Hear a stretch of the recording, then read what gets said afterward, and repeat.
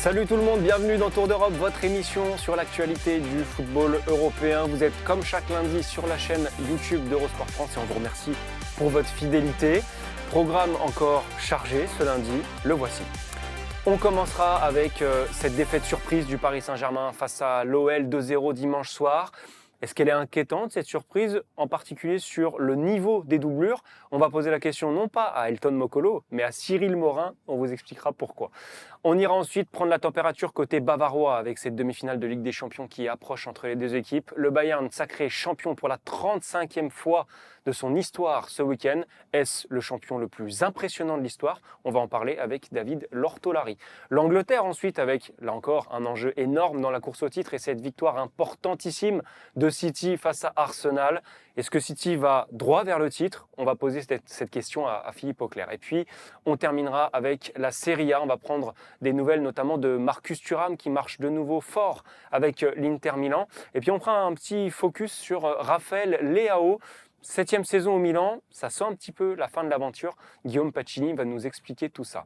Voilà pour le programme. Le rappel, c'est toujours le même. Tour d'Europe, c'est donc tous les lundis sur la chaîne YouTube d'Eurosport France. Vous aurez aussi les meilleurs moments de cette émission en pastille vidéo sur le site internet d'eurosport.fr. N'oubliez pas de vous abonner, de partager, de commenter. Vous connaissez le topo, vous avez tout entre les mains. C'est parti. Allez, on lance ce Tour d'Europe avec, comme souvent, la Ligue 1. Mais comme très peu souvent, Cyril Morin à la place d'Elton Mokolo. Salut Cyril, comment ça va? Salut Arthur, ça va, ça fait un peu bizarre. C'est un peu la journée des doublures, et on va en parler juste après avec le Paris Saint-Germain. J'ai l'impression d'être la doublure d'Elton et j'espère être au niveau. On va quand même expliquer un petit peu. Elton, il regarde à peu près 750 matchs de Ligue 1 par week-end. Donc il a le droit quand même à un petit peu de vacances avant de revenir dans Tour d'Europe par les Ligues des Champions.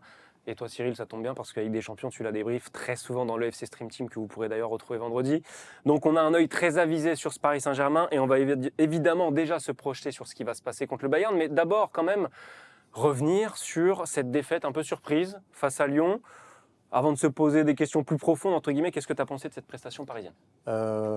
Déjà, j'ai été surpris, pour reprendre ton analogie, de la composition d'équipe de Luis Enrique. Beaucoup de changements, je crois que c'est 6 titulaires changés par rapport à Liverpool. Et j'ai pas trop compris pourquoi il le faisait face à Lyon et pas face à Nantes, par exemple, mercredi.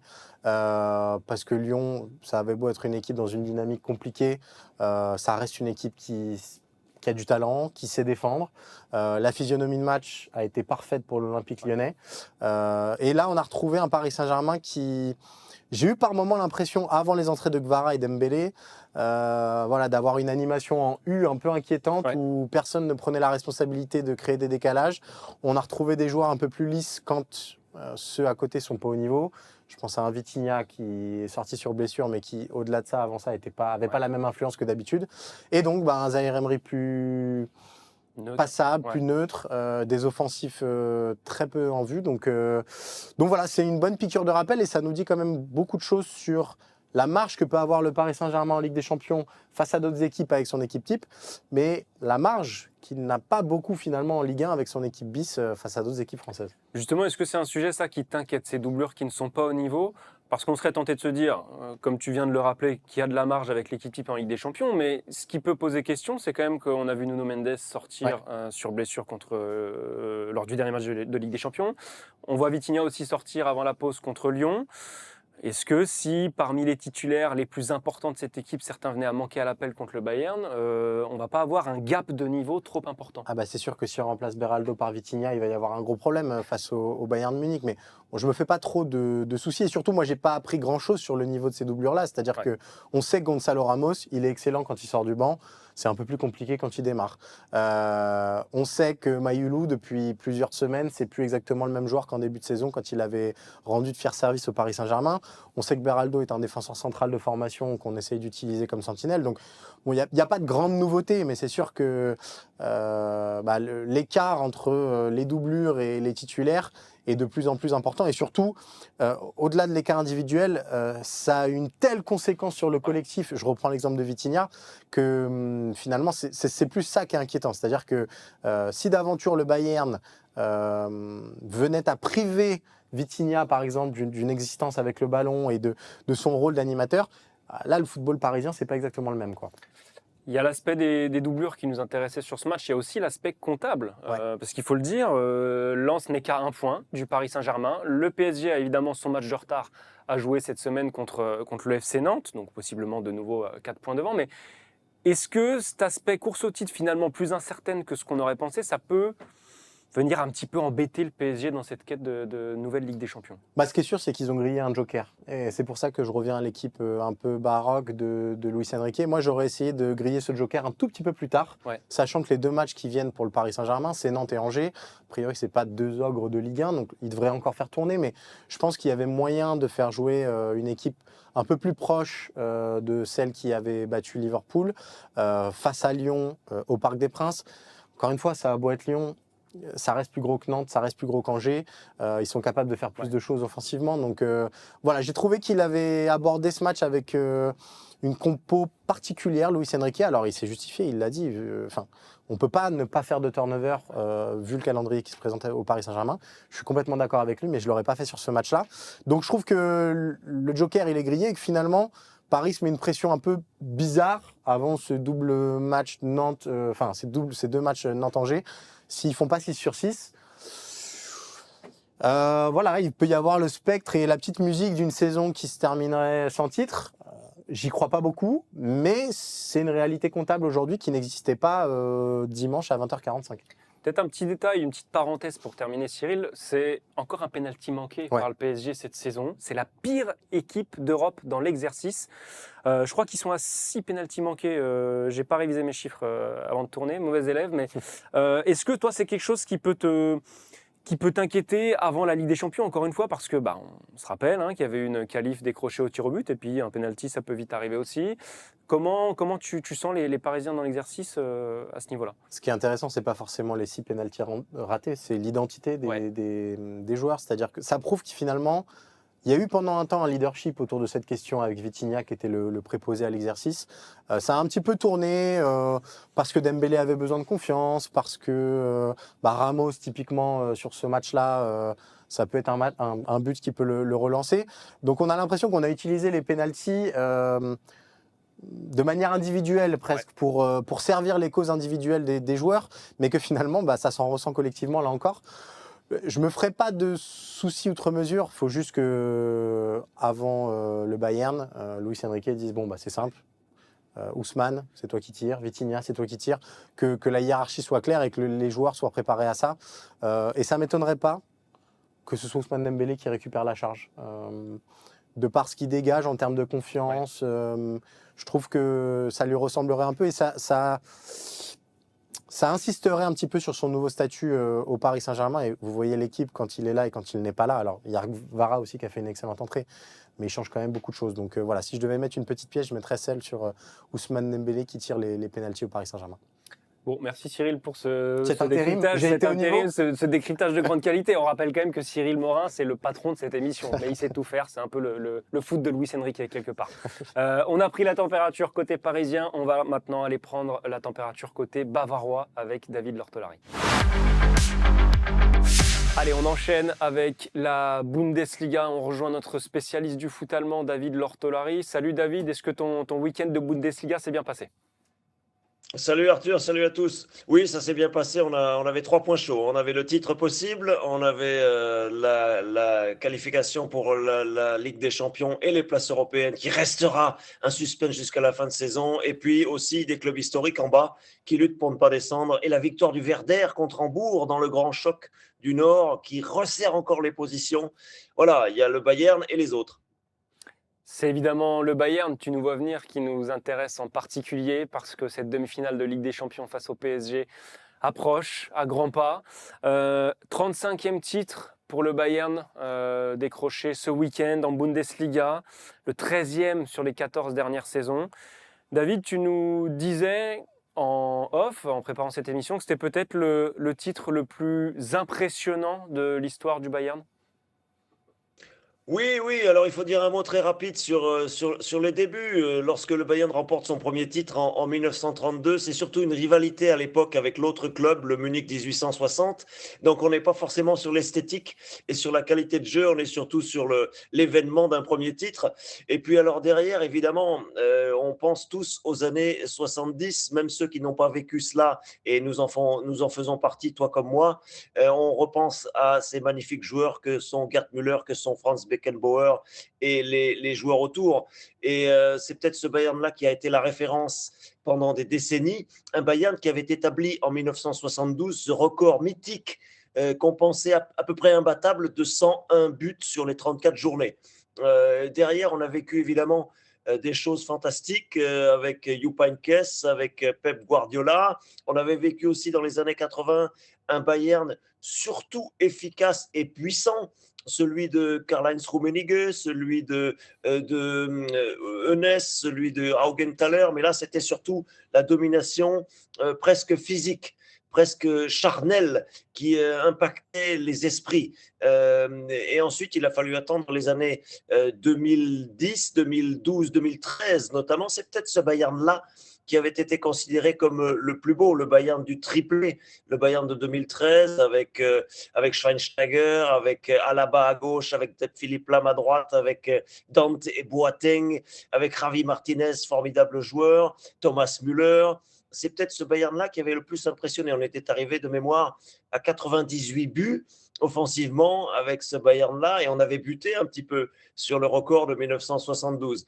Et le Bayern de cette saison, Arthur, a encaissé peut-être un peu plus de buts parce qu'on est très offensif que le Bayern d'un Pep Guardiola ou d'un Jupp Heynckes. Mais alors offensivement, il faut forcément qu'on en parle parce que là, c'est hors norme. Et je ne crois pas, en ayant refait un petit peu l'histoire avant de vous retrouver, je ne crois pas qu'on ait l'équivalent dans l'histoire de ce club et dans l'histoire du football allemand en général. 109 buts inscrits en 30 matchs de championnat jusqu'ici. C'est vrai que la statistique offensive est complètement folle et la statistique, d'ailleurs, toute compétition confondue, des prestations offensives du Bayern est dingue. Tu l'as dit, il y a aussi eu peut-être un peu plus de buts encaissés, mais énormément de buts marqués. C'est un peu le résumé du Bayern qui va affronter le PSG. C'est quand même un Bayern à la confiance XXL, mais qui a ses failles. Oui, alors c'est vrai que si on commençait à s'amuser à regarder en vis-à-vis, en poste par poste, il y aurait des débats sans doute très très très très intenses. Les supporters s'en chargeront, mais c'est vrai que quand tu as Neuer dans les buts, une légende, bah bon, c'est difficile de l'écarter, mais son jeune remplaçant, on l'a vu hier à l'occasion de ce match contre Stuttgart, est capable de très très belles choses. Jonas Orbich, il a réussi un top arrêt, j'ai en mémoire dans ce match même si le suspense à l'arrivée n'était pas réel. Après, on a des défenseurs de référence. Dayot Upamecano est engagé avec l'équipe de France. Min Jae Kim est le capitaine de l'équipe de Corée du Sud. Jonathan Tah sera titulaire au mondial avec l'Allemagne. Oui, alors c'est peut-être un Bayern très généreux parce qu'il sait qu'il peut renverser l'adversaire à tout moment, qu'il laisse quelques largesses en défense. C'est effectivement l'un des enseignements de la saison, Arthur, c'est que le Bayern a parfois été mené. Et c'était le cas là, sur ce week-end. Très beau but de Chris Führich avec le VfB Stuttgart. Le Bayern est mené 0-1. Mais derrière, le public ne doute guère, ne doute pas, parce qu'il sait que il va y avoir des offensives quasiment à chaque action et qu'avec des Luis Diaz, des Michael Olise et Harry Kane, on peut renverser l'affaire. Peut-être une générosité en défense, c'est très relatif, hein, parce que le Bayern, Ok. quand même, est la meilleure défense du championnat et c'est à peu près c'est le seul cette saison, à l'heure où nous parlons, à ne pas avoir encaissé 30 buts, parce que tous les autres en ont encaissé 30 ou davantage. Peut-être un petit point de revue sur l'effectif. Il y a un absent important, c'est Serge Gnabry qui s'est blessé pour les prochaines semaines. Donc, a priori, pas de demi-finale de C1 pour lui. Comment le Bayern va s'adapter à ça? J'imagine que ça refait une place toute trouvée à Jamal Musiala dans le cœur du jeu. Complètement. C'est une grande et une vraie et une importante question, ça, Arthur. C'est un point noir pour le Bayern à court terme, pour la coupe qui vient cette semaine, demi-finale contre Leverkusen. La Ligue des Champions, on n'aura pas de Serge Gnabry et son mondial est très compromis pour Serge Gnabry aussi parce que visiblement, il a souffert des adducteurs à l'occasion d'un entraînement juste avant le match. Il tirait des tirs au but, des pénaltys. Il s'est fait mal à ce moment-là et on craint pour son mondial, même pour l'équipe nationale. Ça fait une solution de moins pour le sélectionneur. Pour le Bayern, ça a un impact aussi, hein, parce que c'est l'un des joueurs qui a réussi une très très belle saison. On était époustouflés par la façon dont Vincent Kompany avait remis un petit peu en route, mentalement et physiquement, Serge Gnabry. Donc ça fait une solution en moins derrière Harry Kane. Lennart Karl est absent pour 1 ou 2 semaines encore. Je pense qu'il ne faut pas compter sur le jeune Lennart Karl pour le match aller de Ligue des Champions. On verra ce que fait le secteur médical, mais ça fait une solution en moins quand même offensivement. Et donc, Arthur, tu as tout à fait raison. Ça veut dire que Jamal Musiala, qui était en train de tranquillement reprendre pied après sa longue blessure, va être très sollicité. Il devrait être titulaire en coupe en demi-finale parce qu'on va avoir besoin de lui. Olysée, Dias, Musiala avec Harry Kane, et ça risque très fortement d'être la même chose en Ligue des Champions contre Paris Saint-Germain. Donc le Paris Saint-Germain peut s'attendre d'ores et déjà, préparer ses plans pour ces 4 fantastiques-là, parce que Jamal Musiala va devoir suppléer Serge Gnabry. Question donc, est-ce que Musiala sera apte à 100% parce qu'il s'est ressenti quand même de contre-coup sur sa jambe blessée? C'est une question au Bayern. Ça ne les inquiète pas plus que ça, mais c'est évidemment un thème de discussion dans la presse ce lundi matin. On imagine que, par conséquent, la gestion physique va être vraiment minutieuse avant d'affronter le PSG en demi-allée. Il y a 2 matchs d'ici là, Leverkusen en coupe, puis Mayence. Est-ce qu'on va avoir une équipe type quand même contre Leverkusen pour assurer un coupe, ou est-ce qu'il faut s'attendre à voir un Bayern faire tourner énormément sur ces 2 matchs? Équipe type, sans aucun doute. Alors, Vincent Kompany concerne tout le monde, hein. Il y a eu quand même des rotations importantes tout au long de la saison dans toutes les compétitions. Mais quand ça se resserre, quand il y a un match très important en Ligue des Champions contre le Real, on a vu les titulaires, ceux qu'on imagine. Et donc en coupe, ça va être pareil. Pourquoi? Pour une raison très simple, c'est que le Bayern attend depuis le début des années 2020, alors ça vous paraît pas loin, mais pour eux c'est loin, de retrouver demi-finale et finale de Coupe d'Allemagne, Road to Berlin. Et donc, on veut absolument briller dans cette compétition cette saison. Le Bayern serait vexé, froissé de ne pas accéder à la finale de la Coupe d'Allemagne. Donc, on va avoir des titulaires là cette semaine, évidemment, pour ce match de coupe important contre Leverkusen. Kane y sera, Musiala y sera, Olysée et Dias y seront aussi. Mais la deuxième partie de la réponse, Arthur, c'est que Kompany, ça lui a été demandé par ses patrons et il le fait volontiers. Injecte aussi de la jeunesse dans l'équipe. On a vu quelques noms pas très connus qui commencent à avoir des minutes de jeu, et ça peut être une solution au moment où on doit faire des remplacements parfois, de faire entrer tel ou tel jeune de l'effectif qui découvre le monde professionnel. Oui, le Bayern a un effectif réduit, donc oui, parfois il faut aller aussi puiser parmi les jeunes qui jouent en équipe réserve. On va suivre ça avec attention, les prochains matchs du Bayern, pour voir dans quel état de forme ils arriveront face à Paris, mais on en reparlera avec toi bien évidemment lundi prochain dans Tour d'Europe avant cette demi-finale, et on se fera possiblement un petit sujet croisé avec Elton Mokolo. Merci beaucoup David pour ton analyse. On suit de près ce Bayern, on te retrouve lundi prochain dans Tour d'Europe, et nous on va enchaîner plutôt du côté de l'Angleterre. Allez, poursuivons ce tour d'Europe du côté de l'Angleterre, où on rejoint notre spécialiste Premier League, Philippe Auclair. Salut Philippe, comment ça va? J'ai l'impression que le week-end de Premier League a été plutôt dense. Oui, tu peux dire ça. Et il n'est pas fini parce qu'on a encore West Ham qui joue ce soir dans un match super important également à Crystal Palace dans la lutte pour éviter la relégation. Donc, un week-end assez extraordinaire avec des matchs qui ont vraiment tenu leurs promesses. Ce qui n'est pas toujours le cas, mais ce week-end, il n'y avait vraiment pas à se plaindre. On va évidemment évoquer le choc remporté par City contre Arsenal, mais tu m'as tendu la perche en parlant de West Ham dans cette course très folle, tout simplement pour le maintien. Tottenham ne va pas mieux sous Roberto De Zerbi, match nul de partout, concédé in extremis dans les dernières secondes face à Brighton. Si West Ham s'impose, Philippe, ça va commencer à sentir très très mauvais pour Tottenham, cette histoire. Ça sent mauvais, ça sent très mauvais déjà maintenant, puisque même si jamais West Ham joue ce soir, mais donc c'est un match en retard, et Tottenham est toujours dans la zone de relégation. Je vérifiais parce que c'est assez dingue. Leur dernière victoire en Première Ligue remonte au 28 décembre, Tottenham, et depuis ils ont joué 15 matchs, ils n'en ont pas gagné un seul. De Zerbi est arrivé le premier match, une défaite de justesse à Sunderland. Là, à domicile, devant un public, il les a soutenus à fond au passage, il faut souligner ça. ce match nul concédé contre Brighton, et de quelle manière? Parce que la première égalisation de Brighton, bon, c'est un début de l'année, c'est absolument. Ouais. On a l'habitude maintenant qu'Aouro Mitoma nous réserve toujours des trucs absolument invraisemblables, mais cette reprise du gauche en toute décontraction dans le toit du filet, c'était une merveille absolue. Enfin bon, ils se prennent ça dans le temps additionnel de la première période.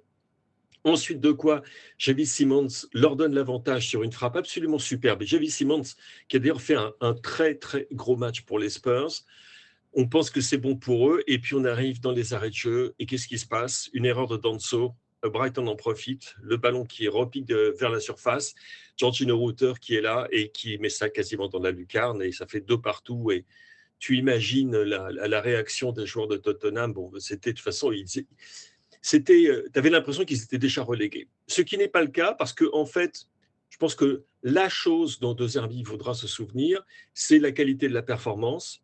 Le début du match a été très anxieux et anxiogène contre Brighton. Et puis petit à petit, ils sont rentrés dans cette rencontre. Ils se sont bagarrés, ils ont produit du jeu également, ils ont produit du spectacle. Bon, et ils se font remonter en toute fin de rencontre. Mais au niveau de la performance, il y avait du mieux. Cela dit, tu regardes un petit peu les matchs qu'ils ont à jouer. Plus que 5 matchs, on le rappelle, hein. Le premier, c'est un déplacement à Wolves. Alors, les Wolves sont condamnés, mais jouent complètement en roue libre, Ouais. et alternent des performances qui sont pas super, on va dire ça comme ça, plutôt médiocres, avec des performances absolument remarquables. Et ensuite de quoi, ils vont à Aston Villa. Et Aston Villa qui se bat pour la Ligue des Champions, et qui semble revenir en forme en toute fin de saison. Après quoi, c'est Leeds United. Tu te dis, bon, c'est une possibilité. Puis un déplacement à Chelsea, puis un match contre Everton. Tu te dis, mais ça va être très, très, très compliqué. Surtout que pendant ce temps, West Ham, il y a du mieux depuis le 1er janvier. Et puis Nottingham Forest, qui était l'autre club qui était embringué dans cette lutte pour éviter la relégation, ils étaient menés 1-0 sur leur terrain ce week-end. Et finalement, ils sont revenus et ils ont gagné 4-1 grâce à un triplé absolument somptueux de Morgan Gibbs-White, qui fera partie au passage des 26 de Thomas Tuchel, ça fait absolument aucun doute. Et donc, du coup, les choses, en effet, pour les Spurs, prennent un tour extrêmement, en tout cas au niveau arithmétique, un tour extrêmement inquiétant. Même si, je le répète, au niveau de la performance, il y avait très nettement du mieux par rapport à ce qu'on voyait avec Igor Tudor. Philippe, tu as parlé de temps additionnel dans le match de Tottenham. Il en a aussi été question dans le match de Liverpool à Everton, ce derby fou jusqu'au bout. Et un peu cruel quand même pour Everton. Alors il y a la belle histoire, Mohamed Salah, tu vas nous raconter ça. Il y a ce but de Virgil van Dijk à la 100e minute. Mais ouais, à l'arrivée, ça fait un premier derby dans ce nouveau stade pour les Toffees qui se termine de manière un peu cruelle. Alors qu'on pensait qu'il avait commencé de la meilleure des façons lorsque NTI, bon, qui est pour moi le joueur de l'année à Everton et dans mon 11 de l'année pour la première ligue de toute façon, et NTI pensait ouvrir le score, de jolie manière d'ailleurs. Le but a finalement été refusé pour un hors-jeu. Alors, est-ce qu'il y avait hors-jeu de position? Ouais, peut-être. Revoyez l'action. Moi, je ne suis pas convaincu du tout qu'on a interprété les règles, les lois du football de la bonne manière dans ce cas précis. C'est peut-être un sentiment sûrement personnel. Mais enfin, c'est ainsi. Et du coup, c'est Liverpool qui en a profité de la manière la plus cruelle qui soit, avec Virgil van Dijk qui égalise, enfin, avec Liverpool qui égalise. Et avec Liverpool qui prend l'avantage quasiment sur la dernière action du match à la 100e minute. Et c'est très très dur pour Everton, c'est dur pour David Moyes qui décidément n'a pas vraiment beaucoup de chance contre les Reds, c'est moins qu'on puisse dire. Ça fait du bien à Arne Slot. Ça les réconforte et les conforte dans leur lutte pour une place en Ligue des Champions qui semble leur être acquise, puisqu'on rappelle que l'Angleterre a 5 places en ce moment pour la Ligue des Champions 25-26. Et puis également, c'était le dernier derby de Mohamed Salah. Et on sait qu'il a il a certainement un truc pour se rappeler notre bon souvenir dans les grandes occasions. Et là, il marque son 10e but dans un derby de la Mersey en Première Ligue. Il égale le record de Steven Gerrard. Je précise tout de suite, parce que le football anglais n'a pas commencé en 1992, que le record absolu dans le derby de la Merseyside appartient à Ian Rush côté Liverpool et Dixie Dean côté Everton, ce qui ne nous rajeunit pas. Mais enfin bon, pour ce qui est de la Première Ligue, Mohamed Salah est maintenant le top scorer dans le derby de la Mersey, ce qui est quand même un joli symbole à ajouter à tous les autres symboles que Mohamed Salah a collectionné tout au long de sa carrière à Anfield. Effectivement, on n'est pas trop mécontent si Salah termine quand même l'aventure sur une bonne note plutôt que celle qu'on avait en tête, notamment sur les matchs de Ligue des Champions. Bon, Philippe, on y vient à ce gros choc remporté par City face à Arsenal. Choc importantissime, on le qualifiait de match du titre. D'abord avoir ton ressenti sur ce match avant de s'intéresser aux conséquences dans un second temps, mais sur le match en lui-même, tu nous disais quand on préparait cette émission, Arsenal a perdu ce qui était peut-être son meilleur match de la saison. C'est comme ça que toi tu l'as vu. Oui, vu l'adversaire, vu où il se jouait, vu l'enjeu, c'est pour moi la meilleure. En championnat, en Ligue des Champions, il y a eu de très très jolies performances. Mais là, en Première Ligue, c'est le meilleur match qu'ils aient joué cette saison. Ça paraît dingue de dire ça, mais c'est également au vu des circonstances. On rappelle que Bukayo Saka est toujours blessé. Et d'ailleurs, moi, je commence à m'inquiéter. J'avais fait ma dernière chronique sur lui parce qu'on commence vraiment à s'inquiéter pour l'avenir de ce merveilleux joueur de 24 ans. Martin Odegaard, dont le retour fait beaucoup de bien, mais il est encore convalescent. Kai Havertz, qui a été excellent également, mais lui aussi, il revient d'une longue absence. Donc, tu avais une équipe d'Arsenal qui n'était pas franchement au top, qui sortait en plus de ça d'une performance ignoble contre Bournemouth, il n'y a pas d'autre mot, et qui était là face à une équipe de Manchester City qui a le vent en poupe. Et ça s'est joué quasiment à rien. Ça s'est joué à un poteau rentrant, poteau sortant, comme d'habitude dans ce genre de grande confrontation. Et ça n'a pas du tout été une répétition de ce qu'on avait vu en finale de Coupe de la Ligue, où Arsenal avait plutôt bien commencé la rencontre, 10-15 minutes, avant petit à petit de lever le pied, puis en deuxième mi-temps de sombrer complètement. Ça n'a pas été le cas. Et jusqu'à la dernière seconde, tu sais, il s'en est fallu d'un rien pour qu'ils ne repartent de l'Etihad avec le partage. Et s'ils étaient repartis avec un partage, on dirait aujourd'hui Arsenal sera champion. C'est te dire à quoi ça tient. Ça tient au poteau entrant du tir d'Eberechi Eze, qui finalement passe le long de la ligne de Donnarumma. C'est également la tête de Gabriel dévié qui frappe le bas du montant. C'est des choses comme ça sur lesquelles c'est Martinelli qui manque de présence d'esprit, qui oublie de revenir pour protéger ses défenseurs sur l'action qui mène au but de Erling Haaland, le but de la 65e minute, le but de la victoire. Et Martinelli, s'il revient, il doit pouvoir couper la trajectoire du ballon, mais il ne le fait pas. Et au passage, performance absolument triple X de O'Reilly sur le flanc gauche de la défense de Manchester City. L'Angleterre cherchait un arrière-gauche, l'Angleterre ne le cherche plus. Il nous a donné un récital. Ce joueur est vraiment absolument exceptionnel. Enfin, il est dans une forme exceptionnelle. Donc, si tu veux, on a vu de très jolies choses du côté de Manchester City également. On a vu un but chef-d'œuvre de Ryan Cherki, qui nous rappelle tout ce qu'on aime chez ce joueur chatoyant, avec cette incroyable capacité de jouer dans les petits espaces, ses doubles contacts, pied gauche, pied droit, toutes les surfaces du pied, puis le finish sur le côté avec le petit poteau rentrant cette fois-ci. On a vu des choses absolument superbes. Je crois que c'est aussi... On a souvent été déçus cette année en Première Ligue lorsqu'on a eu des grands matchs, des grands chocs, entre guillemets.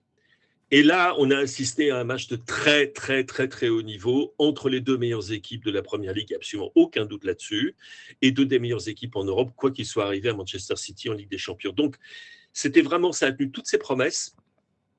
Du côté de Manchester City, c'est bien évidemment, on est ravis, on est plus que ravis. Du côté d'Arsenal, on est très déçus du résultat, mais on sera, je pense, très content de la performance. Et maintenant, à vous de jouer, messieurs, puisqu'il reste 5 matchs. C'est plus... Si Arsenal avait fait match nul, ça aurait été à Arsenal de déterminer le sort de la saison. Maintenant, c'est Manchester City, puisque ça pourrait se jouer, même pas à la différence de but, mais au nombre de buts marqués. Parce qu'on rappelle, les doubles confrontations ne comptent pas en Angleterre, à la différence d'autres championnats. Mais là, tel que c'est parti, tu regardes le classement, on a maintenant ce match contre Burnley de Manchester City. Burnley qui est quasiment condamné, on va dire ça comme ça, et tu te dis, c'est impossible que Manchester City ne prenne pas les 3 points, et ça paraît également impossible que Manchester City ne marque pas plus d'un but. Donc, marque pas moins d'un but, pardon. Donc, si jamais Manchester City en marque 2 ou 3, ça y est, il passe en tête du championnat, alors qu'il restera 5 matchs à jouer. Philippe, si on grossit un petit peu le trait, est-ce que ce match de Manchester City à Burnley n'est pas un petit peu le match du titre quelque part, parce que tu l'as dit, 3 points de moins, une différence qui va basculer en faveur de Manchester City s'il y a victoire mercredi. Là, quand on voit les états psychologique aussi. Les séries des deux équipes, City marche un peu sur l'eau, a battu beaucoup de grosses équipes ces derniers temps. Arsenal, on a l'impression, ne trouve plus la clé. Est-ce que si City passe devant, tu penses qu'Arsenal aura d'un côté les ressources pour s'en relever et City de l'autre ne va pas aller tout droit vers les victoires qu'il lui faut pour confirmer tout ça? Alors écoute, je regardais l'emploi du temps de ces deux équipes jusqu'à la fin de la saison et en fait, j'ai beaucoup de mal à donner une réponse à ça parce que je pense que les matchs de titre, quand on va les regarder, pour moi, les matchs de titre, puisque ça fait un petit bout de temps que j'ai dit que Manchester City est en fait mon favori depuis un certain temps, pour les raisons dont tu parles, qui sont des raisons de dynamique en particulier. Et les matchs de titre, pour moi, pour Arsenal, c'est la défaite à Liverpool sur le coup franc de Dominique Szoboszlai, qui n'aurait jamais dû concéder, mais ils ont été trop prudents et ils ont payé le prix. Et puis surtout, c'est le match contre Bournemouth à domicile, parce qu'on n'a absolument pas le même discours si Arsenal gagne à l'Emirates contre Bournemouth la semaine passée. Donc, pour moi, les matchs du titre, c'est ceux dans lesquels Arsenal n'a pas été à la hauteur quand on les attendait.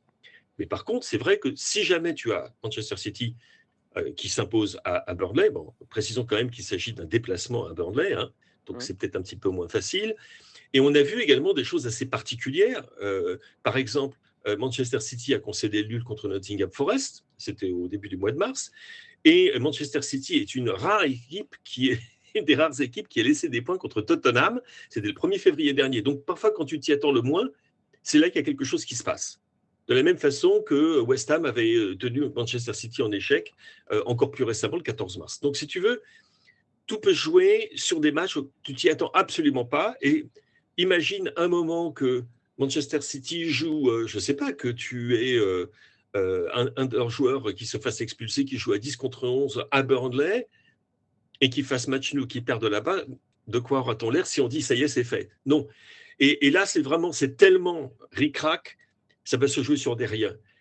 Ça va se jouer sur la capacité de gérer émotionnellement cette course pour un titre. Alors, du côté de Manchester City, c'est vrai que certains joueurs en ont l'expérience, mais ce qu'on oublie un petit peu, c'est que ce groupe de joueurs est très, très, très, très jeune. Et que la plupart de ces joueurs n'ont pas l'expérience de remporter un championnat d'Angleterre. Tu regardes à travers les lignes, ils n'ont pas cette expérience-là. Du côté d'Arsenal, tu peux peut-être maintenant aussi dire, espérer ou craindre, selon tes préférences, que ce qui s'est passé à Manchester City, d'une certaine manière, libère ces joueurs. Parce qu'ils ont produit du jeu, plus de jeu, dans cette rencontre contre Manchester City, qu'ils n'en ont produit depuis l'automne dernier. Et quand tu regardes leur programme, tu te dis également, les 5 matchs qui restent sont des matchs gagnables. Donc tout ce que tu as à faire maintenant, c'est que la pression est passée du côté de Manchester City. La pression était sur Arsenal, et cette pression, ils n'ont pas su la gérer correctement. Il s'agit maintenant de faire en sorte que cette pression soit exercée sur Manchester City sans répit, sans relâche par Arsenal, ce qui signifie gagner tous leurs matchs. Et auquel cas, on pourrait très bien avoir le championnat qui se décide le dernier jour de la saison, lorsque Manchester City reçoit Aston Villa et qu'Arsenal se déplace à Crystal Palace. Et très honnêtement, en tant que neutre, entre guillemets, c'est tout le mal que je vous souhaite. Ce serait alléchant sur le papier, effectivement. Et il y aura aussi un gros détail, c'est que Arsenal a une demi-finale de Ligue des Champions à gérer face à l'Atlético. Exactement. Et ça pourrait peser aussi dans la balance à l'arrivée. On verra, mais on espère quand même qu'il y aura du suspense jusqu'au bout et ça en prend le chemin. Merci beaucoup, Philippe. On va te retrouver très vite dans Tour d'Europe pour évoquer cette passionnante course au titre, pour évoquer la demi-finale de Ligue des Champions aussi d'Arsenal contre l'Atlético. Et nous, on va aller terminer ce Tour d'Europe en Serie A avec Guillaume Pacini. Salut Philippe, bonne semaine à toi. Allez, on boucle ce Tour d'Europe en Italie et on rejoint notre spécialiste Serie A, Guillaume Pacini. Salut Guillaume, ça fait plaisir de te retrouver parce que Ligue des Champions oblige. Ça faisait un petit moment qu'on n'était pas venu te voir. Merci Arthur. Il y a eu la Ligue des Champions où il n'y a plus un seul club italien, la conférence, plus un club italien, l'Europa League, plus un club italien, la Coupe du Monde, pas de national. Et Arthur, je me suis demandé quand vous allez me rappeler et heureusement, les joueurs français marchent plutôt bien en Serie A. Donc voilà. Merci de ton petit coup de fil du week-end. On vient prendre des nouvelles de nos Bleus, effectivement. On va commencer avec celui de l'Inter Milan. Mais parlons d'abord de l'Inter dans sa globalité. L'Inter vainqueur de Cagliari 3-0 vendredi soir. Plus 12 points sur le Milan qui est son dauphin. Il y a moyen d'assurer le titre le week-end prochain pour l'Inter. C'est évidemment chose faite, Guillaume. Il n'y a pas de suspense à ce niveau-là. Non, c'est bouclé. La question, c'est plus de savoir si l'Inter va gagner son 21e Scudetto, mais c'est plutôt quand. C'est vrai que ça peut être dès ce week-end. Alors, ça dépendra des résultats de l'AC Milan face à la Juve dimanche soir et aussi du Napoli vendredi soir contre la Cremonese. Mais c'est vrai que l'Inter, on va dire, a mérité son titre. Cette saison, ça n'a pas été facile. C'est l'une des premières fois où ça fait très longtemps que le futur titré n'aura pas battu son dauphin. Donc, que ce soit le Napoli ou que ce soit l'AC Milan, l'Inter n'aura jamais battu ces deux équipes cette saison en Serie A. Il y a eu l'élimination aussi contre Bodo Glimt, tu t'en souviens, en barrage avec des champions. Mais c'est vrai que depuis cette élimination-là, l'Inter a toujours plutôt assuré face aux petites équipes, on va dire, c'est de la partie droite du tableau. Et c'est là qu'elle a fait la différence. Contre les gros, ça a toujours été un peu compliqué. Mais contre les petites équipes, entre guillemets, l'Inter a toujours carburé. Et elle aurait été la plus constante, la plus régulière, contrairement à ses adversaires. Et c'est un titre globalement mérité pour l'Inter. Pour Christian Chivu aussi, première saison, Arthur, sur le banc de l'Inter. Il a récupéré ce club, on s'en souvient, après le 5-0 en finale des champions contre le PSG. Donc c'était quand même un club qui était un peu traumatisé, une équipe aussi. Il a gardé le même noyau, le même groupe. Il a importé un peu sa patte. Et en tout cas, pour sa première saison, on rappelle qu'il y a eu 13 matchs seulement avant sur le banc de Parme en Serie A. Donc, c'était quand même un entraîneur assez novice. Et finalement, première saison et c'est banco. Donc, il devrait même prolonger l'été prochain. En tout cas, l'Inter est très satisfaite de Chivu. Et personne, en vrai, n'aurait imaginé qu'il fasse une première saison pareille. On ne pensait pas, en tout cas en Italie, qu'il arriverait à gagner le titre, on va dire, aussi facilement dès sa première saison. Très belle première saison, effectivement, pour Christian Chivu. Belle fin de saison, possiblement aussi pour Marcus Thuram, qui reste sur 4 buts et 2 passes décisives sur ses 3 derniers matchs de Serie A. Forcément, on s'intéresse d'autant plus à Thuram qu'avec le forfait d'Hugo Ekitike, il pourrait avoir une place plus importante dans ce groupe des Bleus lors de la Coupe du Monde. Et en parlant des Bleus, on a quand même l'impression que ça lui a fait beaucoup de bien, ces buts lors du dernier rassemblement, sur sa dynamique. Exactement, le but face à la Colombie, c'est vrai, Arthur. Alors, en fouillant un peu dans les stats, parce que j'ai travaillé, sache-le, avant de te rejoindre dans le Tour d'Europe, entre septembre et début avril, donc avant la trêve, début, il a marqué 4 buts en Serie A. Et depuis la fin de la trêve et le rassemblement des Bleus, il a marqué 4 buts en 3 matchs. 2 contre Côme, 1 contre la Roma et 1 le week-end dernier contre Lecce. Et donc, c'est vrai que lui aussi, il a dit cette parenthèse un peu en bleu, lui a fait du bien. C'était un peu une bouffée d'oxygène dans un moment compliqué parce que, on le sait, Marcus Thuram, il commence toujours très fort ces saisons et son défaut, c'est qu'en deuxième partie de saison, il fatigue toujours un peu, ralentit le rythme. Et là, en l'absence de Lautaro, parce qu'on rappelle que Lautaro Martinez, qui est le capitaine et on va dire la star de l'Inter, a été souvent blessé ces dernières semaines. Et Marcus Thuram, finalement, il a pris cette équipe sur les épaules. Il a marqué les 2 buts décisif contre Côme, qui est quasiment le match du Scudetto, qui a fait très mal au Napoli. Et c'est vrai que Marcus Thuram, voilà, il a plutôt bien charbonné depuis la trêve avec les Bleus. Et finalement, Arthur, on en parlait il y a quelques semaines, on disait que Marcus Thuram pourrait partir l'été prochain. Et finalement, la tendance est en train de s'inverser. Et ce qu'il se murmure ici en Italie, c'est que Marcus Thuram, finalement, devrait rester à l'Inter. Donc, voilà, sauf surprise aux grosses offres d'un autre club européen, Marcus Thuram restera à l'Inter pour une saison de plus, où il est quand même considéré comme l'un des tauliers de cette équipe et de ce club. Bon, il a fait basculer un petit peu son destin, Marcus Thuram. En revanche, il y a un joueur, dans l'autre club de Milan, l'AC Milan, qui lui pourrait peut-être faire ses bagages cet été, tu vas nous le dire. C'est Raphaël Leao. Leao qui est sorti en boudin ce week-end. C'est pas la première fois que ça arrive cette saison. C'est toi qui nous as amené ce sujet, on va être transparent sur un plateau en préparant cette émission, parce que tu suis évidemment l'AC Milan semaine après semaine, et c'est vrai qu'il y a une certaine tension qui se dégage de cette 7e saison de Raphaël Leao, une certaine frustration aussi. Explique-nous un petit peu pourquoi c'est compliqué cette nouvelle saison de Leao au Milan. C'est compliqué déjà parce que Leao, tu l'as dit, il y a eu cette sortie ce week-end sur le terrain de l'Hellas, où il a demandé quelques explications au staff de pourquoi toujours lui qui sort souvent en premier. Il y a eu la même explication contre la Lazio aussi il y a quelques semaines. Nous, pour le coup, ça avait été un peu plus tendu. Max Allegri, le coach du Milan, avait voulu prendre dans ses bras, lui l'a un peu repoussé, donc forcément, ça a fait polémique. Il y a eu aussi, Arthur, l'énorme bronca à San Siro la semaine dernière lors de l'énorme défaite de la Milan contre l'Udinese 0-3. Et pour le coup, je peux t'assurer que tout le stade l'a sifflé. Donc, on a eu quand même la sensation d'un point de rupture entre un joueur qui arrivait quand même en 2019 à l'AC Milan. Donc, c'est l'un des plus anciens de cette équipe. Ça fait déjà beaucoup de saisons qu'il est là. Et c'est vrai que depuis cette fameuse saison du Scudetto en 2021-2022, où il avait vraiment surnagé lors de la deuxième partie de saison, où c'est quasiment lui qui offre le titre à l'AC Milan sur un plateau, c'est compliqué. En fait, le dernier gros match de Léao avec l'AC Milan, c'est face au PSG en Ligue des Champions.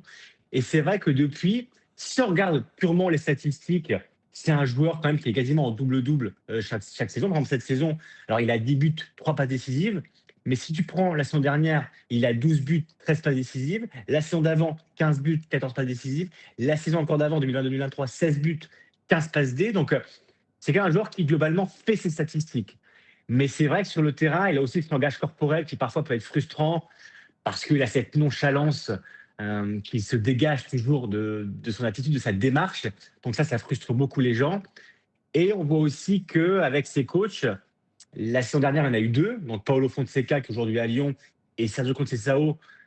Et c'était compliqué pour deux Portugais comme lui. Et un coup, il était sur le banc, un coup, il rentrait, un coup, il était titulaire. Donc ça n'a jamais été facile. Cette saison avec Allegri, qui est un entraîneur de renommée internationale, on voit aussi que c'est compliqué parce que alors Allegri a une relation très père-fils avec lui, mais Léao a du mal aussi à trouver sa place. C'est-à-dire que cette saison, la Milan joue en 3-5-2. Léao, on le sait, c'est un ailier gauche. Il a des excuses. Il n'est pas à sa place. C'est pas son schéma. Il a, on va dire, une pubalgie qui le freine depuis des mois. Donc Léao, il a des circonstances atténuantes cette saison. Mais c'est vrai que globalement, on en attendait beaucoup. Et on est déçu parce qu'il n'a jamais su confirmer son statut qu'on avait pu voir dans la saison du titre. Et on voit par exemple, moi je me souviens en Italie, quand Kvaratskhelia, le joueur du PSG, était au Napoli, on comparait souvent les deux joueurs. Il y avait une chanson entre les deux. Et à l'époque, Léao était au-dessus de Kvara. Depuis, Arthur, les trajectoires se sont inversées et finalement Kvara a gagné les championnats avec le PSG l'année dernière. Et on voit que c'est un tout autre joueur, contrairement aujourd'hui à Léao qui a vraiment des difficultés avec l'AC Milan. Mais ça veut dire qu'aujourd'hui, il y a des doutes sur son niveau ou le niveau qu'il peut atteindre, Léao. Je ne sais pas si on parle de joueur surcoté ou si c'est un terme qu'on n'ose pas encore employer en Italie, mais est-ce qu'il y a des doutes là-dessus ? Alors, surcoté, c'est un peu dur parce que c'est un joueur quand même qui a fait gagner un titre à Milan et qui a fait ses matchs aussi en Ligue des Champions, on l'a vu. Mais en tout cas, c'est sûr qu'il y a un débat. Alors, lui a parfois l'impression d'être un peu le bouc émissaire parce que c'est le numéro 10 du Milan, c'est le joueur le mieux payé, 7 millions par an. Faut rappeler aussi à l'époque, quand il a prolongé il y a quelques années, Arthur, l'AC Milan avait payé, tu t'en souviens, la fameuse amende avec le Sporting. Oui. Il y avait un accord avec le LOSC pour payer l'amende parce que lui était parti du Sporting avec une résiliation de contrat. Donc, Milan avait tout fait pour le prolonger. Donc, c'est un peu la star de cette équipe-là. Donc, c'est forcément celui qui est le plus surveillé. C'est vrai que surcoté, c'est un peu dur parce que ces matchs, il les a fait, ces saisons, il les a fait. Mais globalement, depuis qu'il est arrivé, on est sur 1 saison et demie, 2 saisons pleines. Et depuis, il y a ce plafond de verre que Léao n'arrive pas à passer, à dépasser.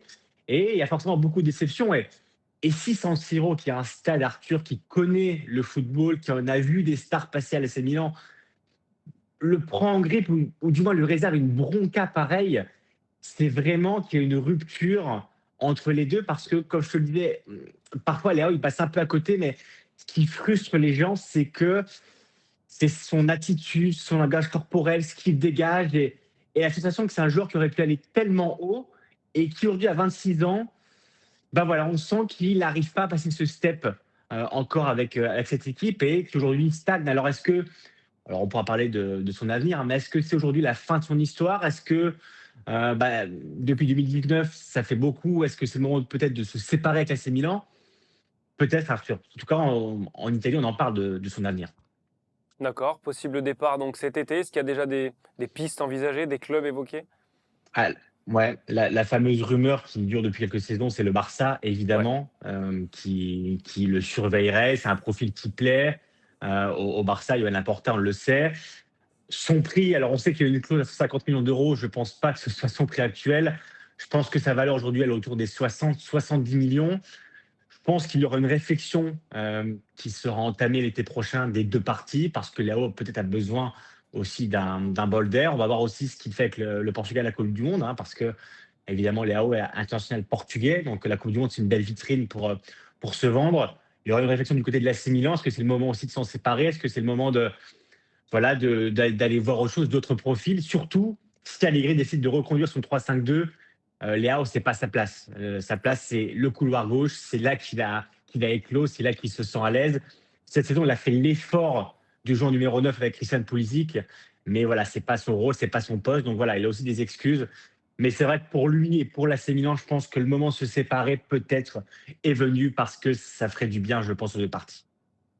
Bon, on va suivre ça avec beaucoup d'attention. Merci pour ces éclaircissements, Guillaume, et pour toutes ces infos sur l'actu de la Serie A. On te retrouve, alors peut-être pas très vite parce qu'on a une semaine de Ligue des Champions qui arrive, mais on te retrouve à coup sûr en Tour d'Europe avant la fin de la saison. Ne t'oublie pas, bien évidemment, on n'oublie pas le foot italien quand même, on ne va pas lui faire cet affront. Merci, C'est Arthur. l'heure de conclure de manière plus globale cette émission. Merci à toutes et à tous de nous avoir suivis encore une fois. N'oubliez pas de liker cette vidéo, de la partager, de la commenter, ça nous aide énormément. Vous aurez vendredi, comme chaque vendredi maintenant, le FC Stream Team en direct pour continuer de suivre l'actu du foot européen. Et puis bien évidemment, lundi prochain, nouvel épisode de Tour d'Europe pour évoquer évidemment en grande partie cette demi-finale de Ligue des Champions entre le PSG et le Bayern. Merci à toutes et à tous et bonne semaine de foot à tous.